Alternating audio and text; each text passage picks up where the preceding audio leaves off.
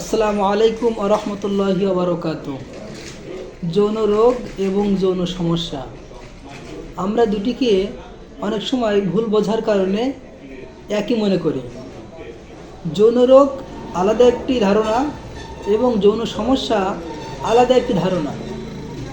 তো যৌন রোগ এবং যৌন সমস্যা এর মধ্যে আমি যদি যৌন রোগ সম্পর্কে আলোচনা করি, তাহলে অবশ্যই যৌন সমস্যা সহজেই বোঝা যাবে। যৌন রোগ মূলত যৌন রোগ হয়ে থাকে শারীরিক মেলামেশার কারণে, এবং কাদের সাথে শারীরিক মেলামেশা করলে যৌন রোগ হয় সেটা আমাদের অবশ্যই জানা দরকার। বিশেষ করে যদি কোনো যৌন রোগগ্রস্ত কোনো মহিলার সাথে কিংবা যৌন রোগগ্রস্ত কোনো পুরুষের সাথে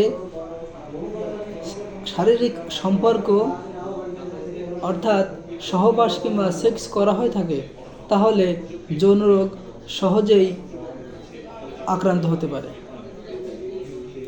আমাদের দেশে দেখা যায় যে কিছু নিষিদ্ধ পল্লী রয়েছে, যেখানে মহিলারা নিজেদের সম্ভ্রমকে বিলিয়ে দিয়ে দেহ ব্যবসার কাজে নিয়োজিত।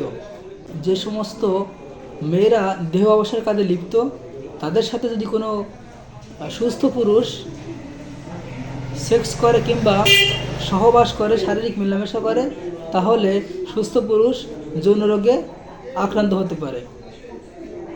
তেমনিভাবে যদি কোনো সুস্থ মহিলা বা সুস্থ নারী যদি কোনো যৌন রোগগ্রস্ত কোনো পুরুষের সাথে শারীরিক মেলামেশা করে থাকে, তাহলে সেই মহিলা যৌন রোগে আক্রান্ত হতে পারে। যৌন রোগ মূলত প্রধানত তিনটি। আমরা সকলে জানি এইডস রোগে মানুষ সহজে আক্রান্ত হতে পারে শারীরিক মেলামেশার কারণে। দ্বিতীয়ত হচ্ছে সিফিলিস এবং তৃতীয়ত হচ্ছে গনোরিয়া। তো এইডসে আক্রান্ত কোনো মহিলা কিংবা কোনো পুরুষের সাথে, সিফিলিসে আক্রান্ত কোনো মহিলা কিংবা পুরুষের সাথে, কিংবা গনোরিয়ায় আক্রান্ত কোনো মহিলা কিংবা পুরুষের সাথে যদি একে অপরের একজন অসুস্থ হলে আর একজন অসুস্থ হতে পারে। যদি অর্থাৎ এইডস, সিফিলিস এবং গনোরিয়া প্রধানত এই তিনটি হচ্ছে যৌন রোগ।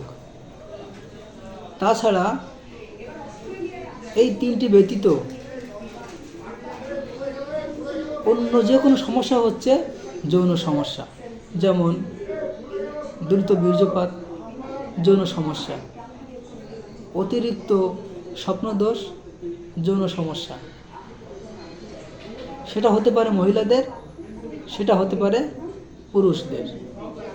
অবশ্যই আমাদের এটি খেয়াল রাখতে হবে, যৌন রোগ এবং যৌন সমস্যা সম্পূর্ণ আলাদা ধারণা, সম্পূর্ণ ভিন্ন ধারণা।